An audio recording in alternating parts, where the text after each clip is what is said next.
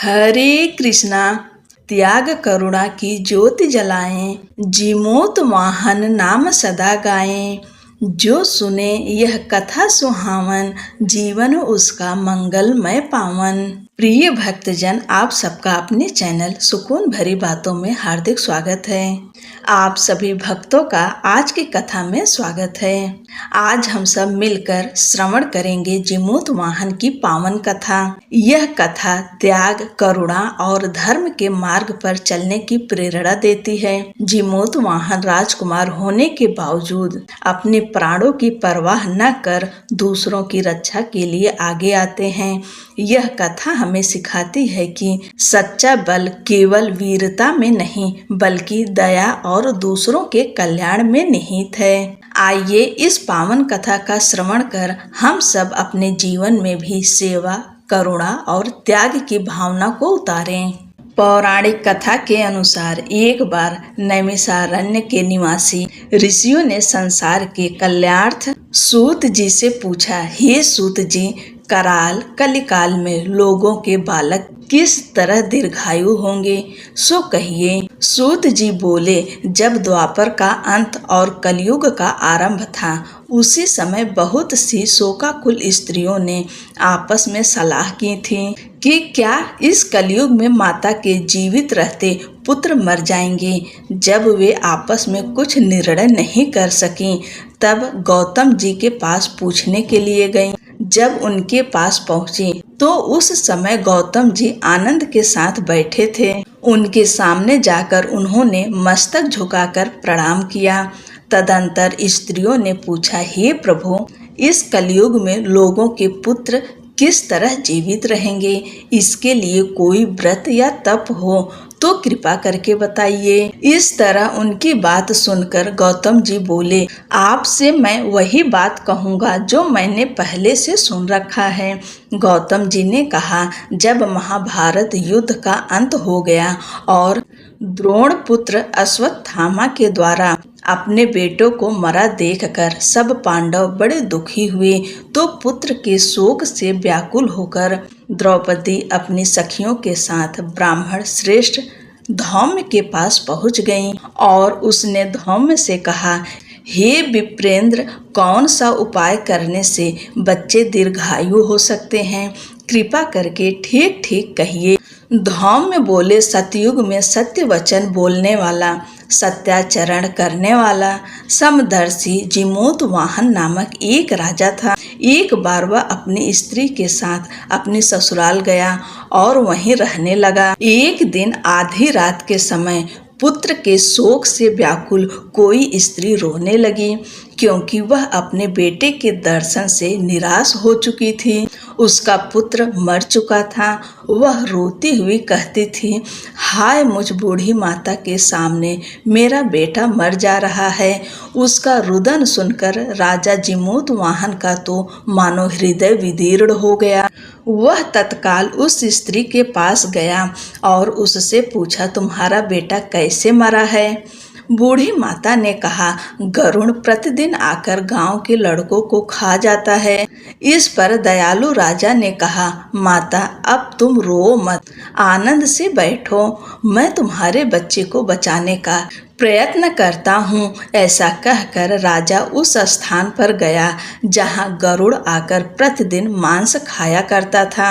उसी समय गरुड़ भी उस पर टूट पड़ा और मांस खाने लगा। जब अतिशय तेजस्वी गरुड़ ने राजा का बायां अंग खा लिया तो झटपट राजा ने अपना दाहिना अंग फेर कर गरुड़ के सामने कर दिया।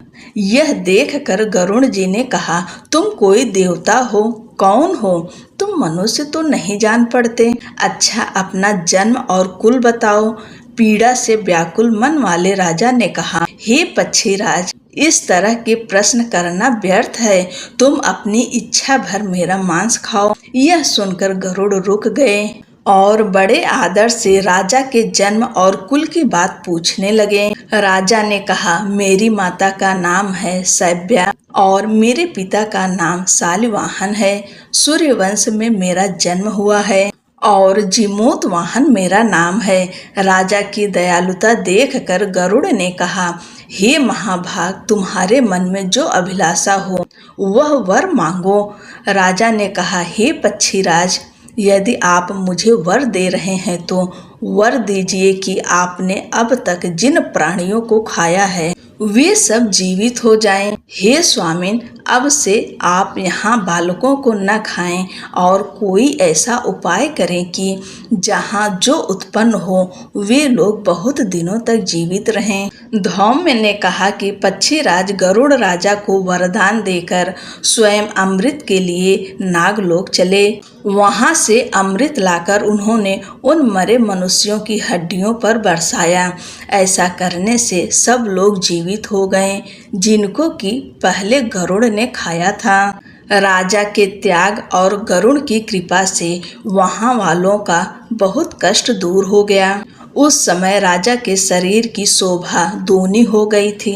राजा की दयालुता देखकर गरुड़ ने फिर कहा, मैं संसार के कल्याणार्थ एक और वरदान दूंगा। आज आश्विन कृष्ण सप्तमी से रहित शुभ अष्टमी तिथि है। आज ही तुमने यहाँ की प्रजा को जीवन दान दिया है।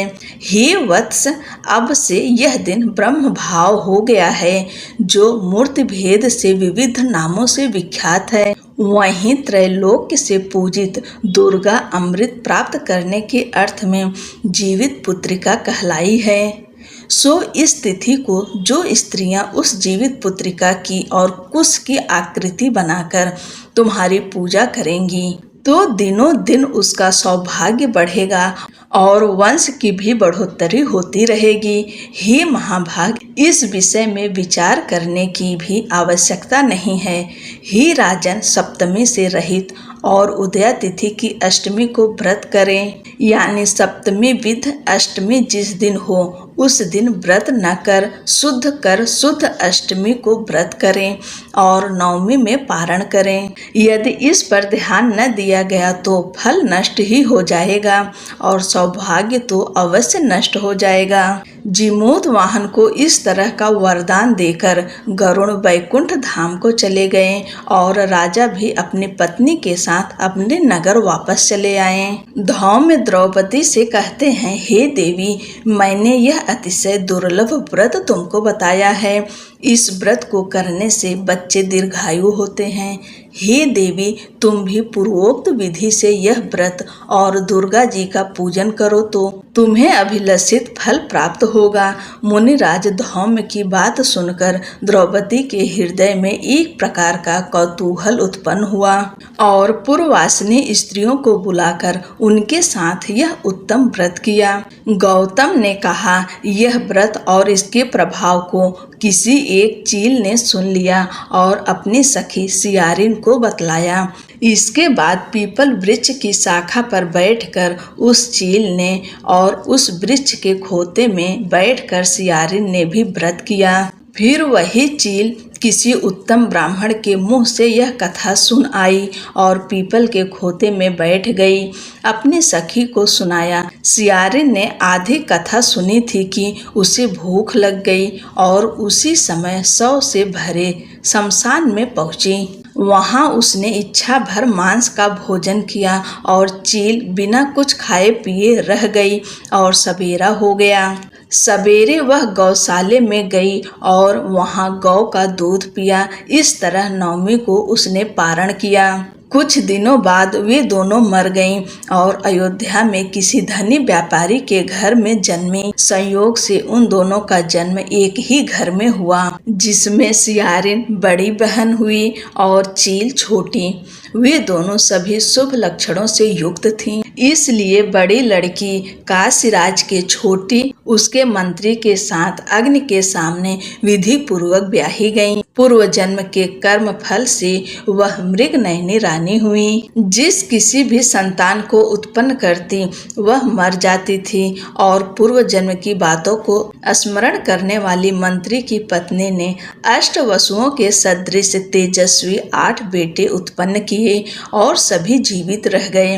अपनी बहन के पुत्रों को जीवित देखकर ईर्ष्यावश राजपत्नी ने अपने स्वामी से कहा कि यदि तुम मुझे जीवित रखना रहना चाहते हो तो इस मंत्री के भी पुत्रों को उसी जगह भेज दो जहां मेरे बेटे गए हैं, अर्थात इन्हें मार डालो। यह सुनकर राजा ने उस मंत्री के पुत्रों को मारने के लिए कई प्रकार के उद्योग किए, पर मंत्री पत्नी ने जीवित पुत्रिका के पुण्य बल से बचा लिया। एक दिन राजा ने अपने आदमियों से उन पुत्रों का सिर कटवाकर पिटारी में रखवाया और वह पिटारी उनकी माता मंत्री पत्नी के पास भेज दिया, किंतु वे 8 सिर बेशकीमती जवाहरात हो गए और भले चंगे वे 8 लड़के अपनी माता के पास वापस चले गए। उनको जीवित देखकर राजपत्नी को बड़ा विस्मय हुआ।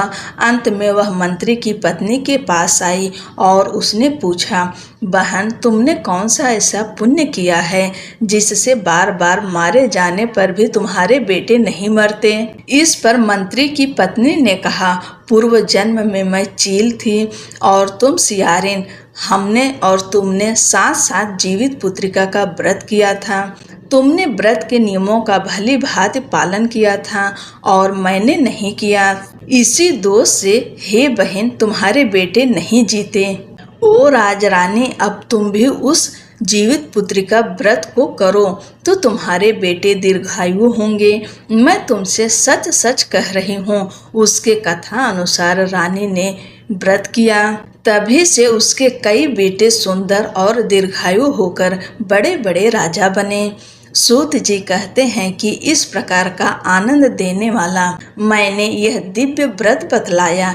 स्त्रियां चिरंजीवी संतान चाहती हो तो विधि पूर्वक यह व्रत करें। इस प्रकार जीमूतवाहन की कथा हमें सिखाती है कि सच्चा बल त्याग और करुणा में है। जो भी श्रद्धा से इस कथा का श्रवण करता है उसके जीवन में सुख समृद्धि आती है, संकट दूर होते हैं और उसके हृदय में दया और धर्म की भावना स्थिर होती है। इन्हीं मंगल कामनाओं के साथ जीमूतवाहन जी की कथा का यहीं समापन करते हैं।